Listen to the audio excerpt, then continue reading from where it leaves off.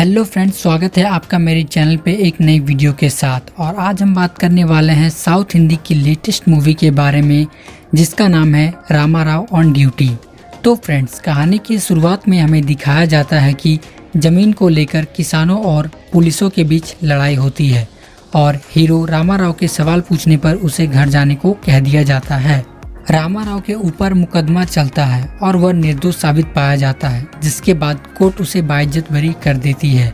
घर आने के बाद रमन के घर एक सीनियर ऑफिसर उसके सेक्रेटरी घर आते हैं और कहते हैं, ये सब तुमने कैसे और क्यों किया? तो रामा कहता है, ये सब मैंने सच्चाई का साथ देने के लिए किया, मैंने किसानों का साथ दिया। तो सेक्रेटरी सर रमन की पत्नी नंदिनी से कहते हैं, सॉरी बेटा, मैं रमन का ट्रांसफ़र होने से नहीं रुक पाया, क्योंकि जो कुछ भी होता है उसके बाद रमन का ट्रांसफ़र कर दिया जाता है उसी के गांव। घर जाने के बाद रमन की मां सबकी नज़र उतारती है।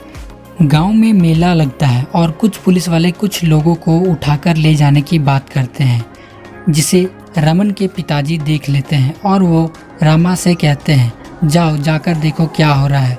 तो रामा को वहाँ जाकर पता चलता है कि ये पुलिस वाले लोगों को ले जाएंगे और इनसे खाना बनवाएंगे, काम करवाएंगे और सही से खाना भी नहीं देंगे। जिसके बाद रामा उन सभी पुलिस वालों को भेज देता है, जिसके बाद वह अपने सीनियर ऑफिसर जिमी को लेकर आते हैं।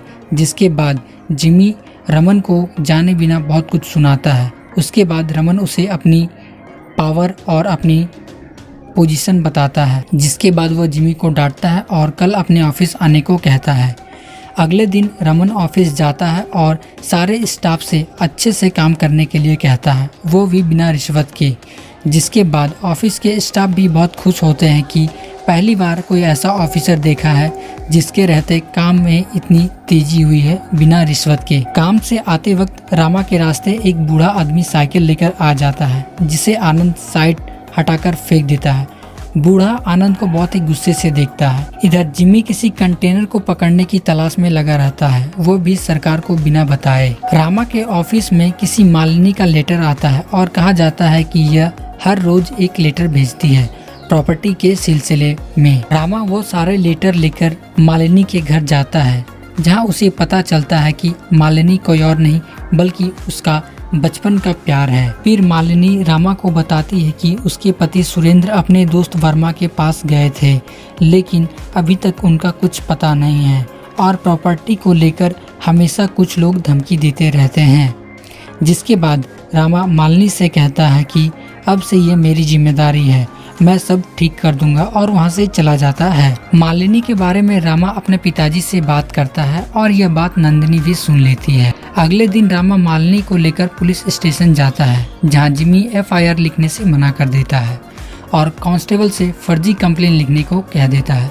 जिसके बाद रामा जिमी को धमकी देकर जाता है कि मैं तुम्हें देख लूँगा क्योंकि तुम गलत काम कर रहे हो। और फिर रामा खुद ही तहकीकात करने लग जाता है। पूछताछ के लिए वर्मा के घर जाता है, लेकिन वर्मा के पिताजी रामा को कुछ भी नहीं बताते हैं। फिर उसे एक झोपड़ी दिखती है जिसमें कुछ लिखा रहता है। उसके बारे में रामा अपने दोस्तों की मदद से जानकारी इकट्ठा करता है। रामा के खाना खाते वक्त उसके परिवार वाले उससे कहते हैं कि तुम सिर्फ एक आदमी के लिए इतनी मेहनत क्यों कर रहे हो, छोड़ दो।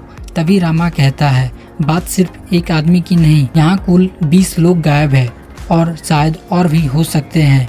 और फिर वह पुलिस स्टेशन में जिमी को सारे सबूत दिखाता है। जिमी इसे बेमतलब और बेबुनियाद समझता है। जिसके बाद जिमी रामा को ठिकाने लगाने के बारे में सोचता है। जाते वक्त रास्ते में रामा और बस की टक्कर होने से बच जाती है, लेकिन बस खाई की ओर गिरती है। लेकिन रामा बस में सवार सभी लोगों को बचा लेता है। जिसके बाद रामा के ऊपर कार्रवाई होती है और उसे 6 महीने के लिए सस्पेंड करने का ऑर्डर दिया जाता है, लेकिन वहां के एक SP देवानंद उसके सस्पेंशन पर रोक लगा देते हैं। रामा घर जाकर अपने कुछ दोस्तों को बुलाता है और उन सभी को सच्चाई बताता है। जो लोग गायब हुए हैं उनका संबंध कहीं न कहीं लाल चंदन की लकड़ी से है। मैंने खुफिया तरीके से पता किया है कि लाल चंदन की 10 ट्रक भी गायब है, मतलब ये लोग अभी जिंदा हो सकते हैं। अगले दिन रामा उन लोगों की तलाश में ट्रेन से बेंगलोर निकलता है और यह बात सिर्फ आनंद को बताता है और घर में कहता है कि वह हैदराबाद जा रहा है। लेकिन ट्रेन में कुछ लोग रामा के ऊपर जानलेवा हमला करते हैं और उनमें से एक आनंद भी रहता है जिसे रामा देख लेता है, जिसके बाद आनंद ट्रेन से कूदकर अपनी जान दे देता है। रामा आनंद की बॉडी को घर लेकर आता है, जिसे देखने के बाद आनंद की मां और रामा के पिताजी उससे खूब सवाल जवाब करते हैं। रामा के पिताजी कहते हैं, तूने तो कहा था कि तू हैदराबाद जा रहा है, फिर तू ट्रेन में कैसे पहुंचा? तभी जिम्मी आ जाता है और कहता है कि ये कोई आत्महत्या नहीं बल्कि मर्डर है और मुझे लगता है ये मर्डर रामा ने किया है। अब तू मेरे साथ चल, तेरे साथ बहुत सारा हिसाब करना है। जिसके बाद रामा जिम्मी को उसके बारे में बताता है कि तू कोई पढ़ा लिखा इंसान नहीं, तूने फर्जी से ये नौकरी ली है, और जिम्मी के काले कमाई के बारे में बताता है, जिसे सुन जिम्मी वहाँ से चुपचाप चला जाता है। जिसके बाद रामा अपने पिताजी को सारी सच्चाई बता देते हैं। फिर एक दिन वर्मा रामा के घर आते हैं और वह भी उन्हें सारी सच्चाई बता देते हैं। रामा फिर एक बार अपने दोस्तों के साथ काम पर लग जाता है और उसे पता चलता है कि इन सब के पीछे वही एसपी देवानंद का हाथ है और फिर वही एसपी देवानंद के पीछे रामा लग जाता है। उसे पता चल जाता है कि आनंद भी कहीं न कहीं उनसे मिला हुआ था। अगले दिन रामा एसपी से जाकर मिलता है। रास्ते में जिम्मी रामा से मिलता है और कहता है, मेरे पास आपके लिए कुछ है, और जिम्मी उसे सबूतों की एक फाइल दे देता है। अगले दिन एसपी देवानंद को और एक चंदन की लकड़ी के ट्रिप पार करवाने के लिए पैसे आते हैं और ये भी पता चलता है कि कलेक्टर ऑफिस से एसपी देवानंद पर नजर रखी जा रही है। अगले दिन एसपी देवानंद जंगल में चंदन की लकड़ी काट रहे अपने ही लोगों को खुद जाकर मार देते हैं। तो इधर रामा अपने सीनियर सेक्रेटरी से जाकर एसपी देवानंद के इस काम के लिए उन्हें अरेस्ट करने के लिए कहता है। सेक्रेटरी यह कहकर मना कर देते हैं कि एसपी देवानंद के खिलाफ कोई भी पुख्ता सबूत नहीं है। जिसके बाद रामा खुद एसपी देवानंद को मारने की धमकी दे आता है। अगले दिन रामा के पिताजी की मृत्यु हो जाती है और फिर बाजार में रामा पर हमला होता है, जिसकी पिटाई करने पर उसे पता चलता है कि उन लोगों को एसपी देवानंद ने भेजा है। बाजार में रामा को वही साइकिल वाला बूढ़ा आदमी मिलता है और वह सारी सच्चाई बताता है।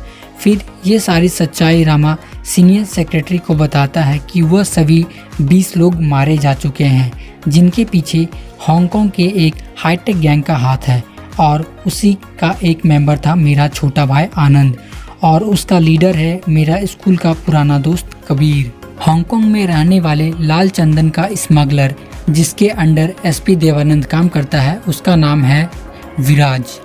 और फिर रामा कबीर के पास जाता है और कहता है कि उस दिन बाजार में हमला मेरे ऊपर नहीं, तुम्हारे ऊपर एसपी देवानंद ने किया था। यह जानते हुए भी कबीर रामा को मारने की कोशिश करता है। तो रामा कहता है, तूने मेरे पिताजी को मारकर बहुत बड़ी गलती कर दी है। और फिर वहाँ रामा कबीर को मारकर पुलिस के हवाले कर देता है, लेकिन वह बूढ़ा आदमी गाड़ी सहित कबीर और सभी को आग लगा देता है। और यहाँ कबीर को पता चल चुका होता है कि लाल चंदन की लकड़ी कहाँ है। फ्रेंड्स, यही थी एक ईमानदार पुलिस ऑफिसर रामा की कहानी। आई होप वीडियो आपको पसंद आई होगी। मूवी का कौन सा पार्ट आपको सबसे अच्छा लगा हमें कमेंट करना ना भूले, और वीडियो पसंद आए तो वीडियो को लाइक करें और ऐसे ही मूवीज की डेली अपडेट्स के लिए चैनल को सब्सक्राइब करें।